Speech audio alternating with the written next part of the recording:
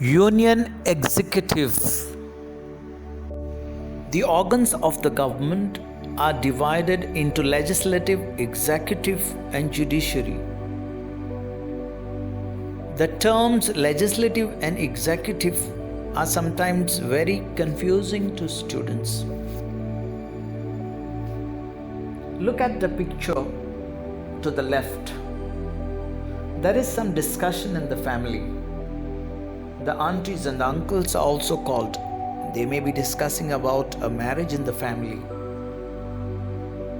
A lot of planning is going on, which hall to book, whom to invite, and many other things. In the picture to the right, the head of the family, that's father and one of the uncles, are going somewhere. They may be going to book a hall or to give invitations. All the members of the family do not go to do the work, but they were there for the discussions. Similarly, in our legislature, the work of the legislature is to take decisions. But the work of putting those decisions or plans into action is the work of the executive. Our executive consists of the president, the prime minister, and his council of ministers. They are responsible to put the decisions into actions. I hope this gives you clear understanding of the term executive. The President of India is the formal head of the nation. He is the symbol of the nation. The Prime Minister is the real head. He is the head of the government. He is the leader of the majority party. The Prime Minister plays an important role in the country. The President. Elections to the post of President. The members of Parliament and the members of legislative assemblies of the different states of India. That also includes the National Capital Delhi and the Union Territory of Puducherry. Together, all these members will elect the president. Therefore, the election of the president is an indirect election. These members of parliament and members of legislative assemblies are elected by the people, and then they elect the president. That's indirect elections. Whereas a prime minister is directly elected by the people. People go to vote. The leader of the majority party becomes the prime minister. That is direct elections. Qualifications. The person should be a citizen of India. He must complete 35 years of age. He should be member of Lok Sabha. He should not hold any office of profit. Tenure of the president. The president remains in office for 5 years. He can resign if he wants. The president can be impeached.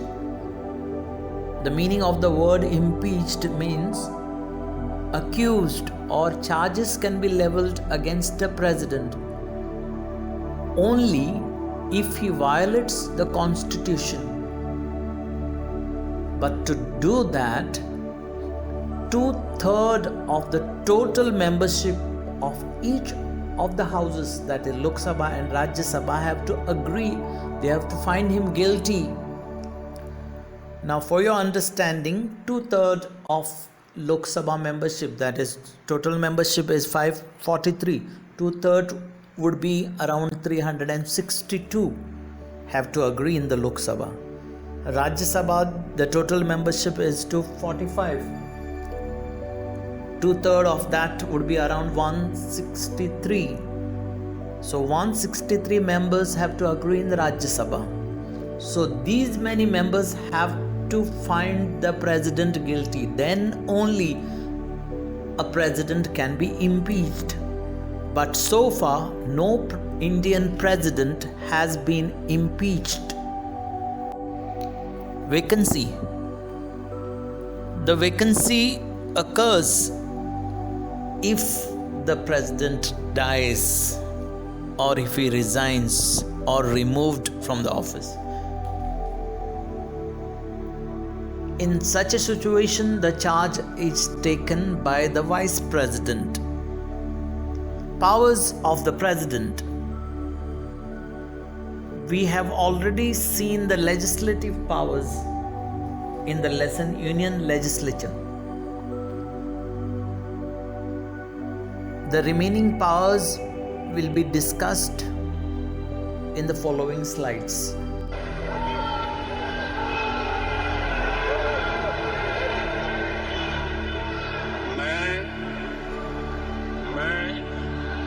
Narendra Damodar Das Modi ईश्वर की शपथ लेता हूं कि मैं विधि द्वारा स्थापित भारत के संविधान के प्रति सच्ची श्रद्धा और निष्ठा रखूंगा। मैं भारत की प्रभुता और अखंडता अक्षुण्ण रखूंगा। मैं Executive powers of the President. The President of India enjoys many executive powers, but I have selected only 3 executive powers of the President. The President appoints Prime Minister and other ministers. You can see in the video clip how the President appoints the Prime Minister. The President appoints Attorney General of India. The President administers Union territories. There is no Chief Minister in the Union territories. They are directly administered by the President. Financial powers of the President of India. His approval is necessary to introduce money bills in the Parliament. Demand for grants are made with the approval of the President. An example of demand for grants: the states and union territories request center to give money, but the money can be given only with the permission of the President. He gives advances out of the contingency fund of India. Contingency fund means the reserve money which is kept for any unforeseen expenditure. Nobody can give this money. Only the President of India has the right to disburse this money or give this money. Judicial powers of the President.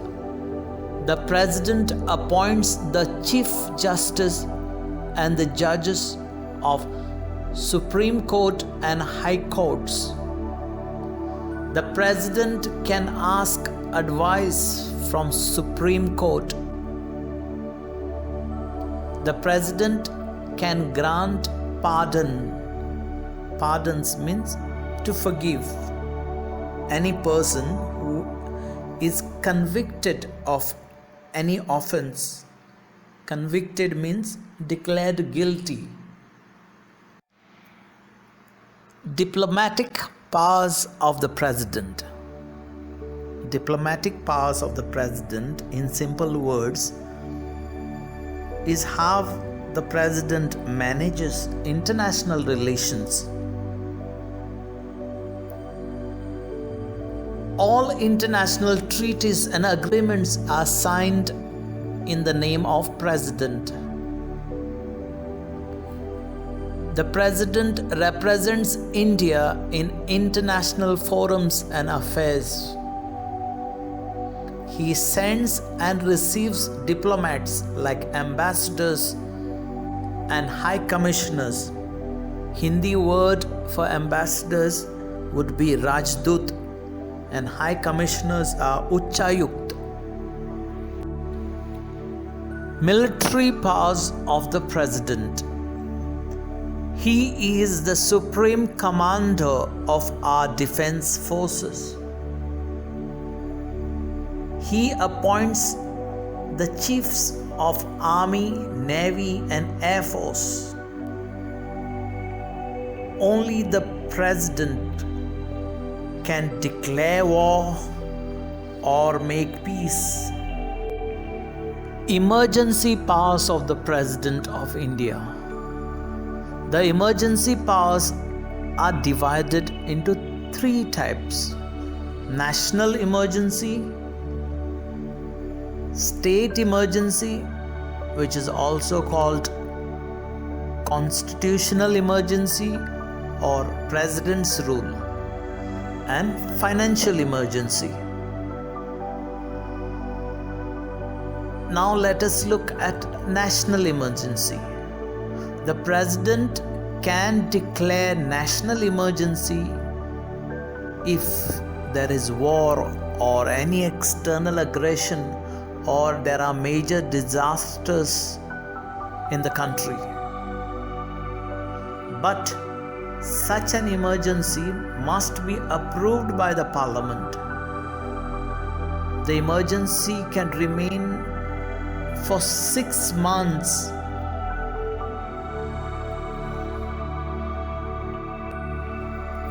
President's rule.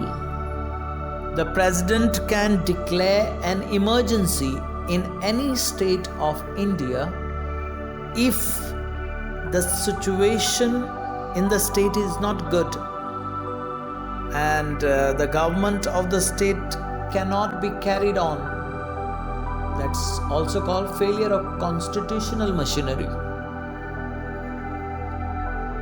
And also if the state fails to follow the directions given by the central government.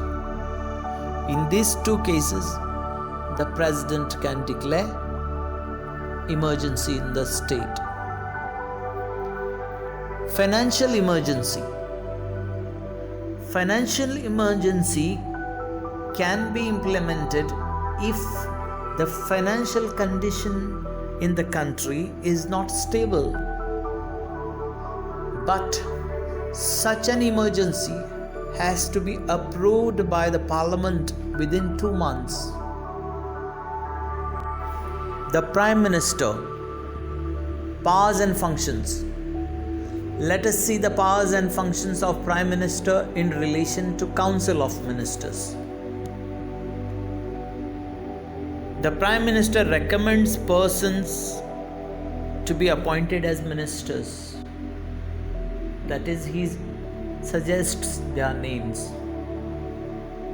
He gives portfolios, that is, to give posts like finance minister, home minister, railway minister. He can ask a minister to resign. He presides over the meetings. He guides the ministers because he is the leader. So these are the powers and functions of the Prime Minister in relation to the Council of Ministers.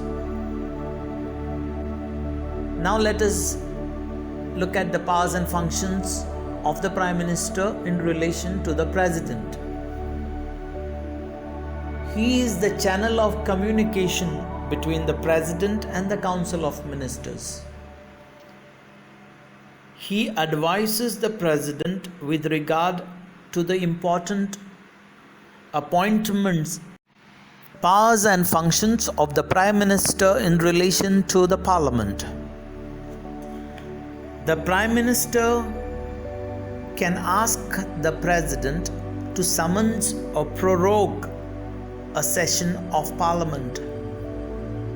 Summons means to call, prorogue means to suspend, sessions means meetings. He can ask the President to dissolve the Lok Sabha. He announces government policies. Now let us look at the other powers and functions of the Prime Minister. I am going to focus on only 4 powers and functions. The Prime Minister plays a significant role in shaping the foreign policy of the country. You can see in the picture the Prime Minister meeting foreign leaders. He is the chief spokesman of the Union government. For everything in the country, the Prime Minister has to speak. As a leader of the nations, he meets various sections of people in the country. You can see the Prime Minister meeting the people. He is the leader of the party in power. The Council of Ministers. The Council of Ministers consists of 2 categories of ministers: the Cabinet Ministers and the Ministers of States. Cabinet Ministers handle some of the important ministries in the country like Home, Defense, Finance, External Affairs. And the Ministers of State are heads of departments or their particular ministries. The role of the Cabinet. It is the highest decision-making authority. It is the chief policy formulating body of the central government. It is the chief coordinator of central administration. It is an advisory body to the President. It is very difficult for the Prime Minister to call the entire cabinet for each and every issue. Therefore, there are cabinet committees which discuss an issue in details. There are 2 types of committees: standing committees, which have real power, and ad hoc committees, which are for short time. Once the work is done, they do not exist. The work of these committees is to see to the smooth functioning of the government.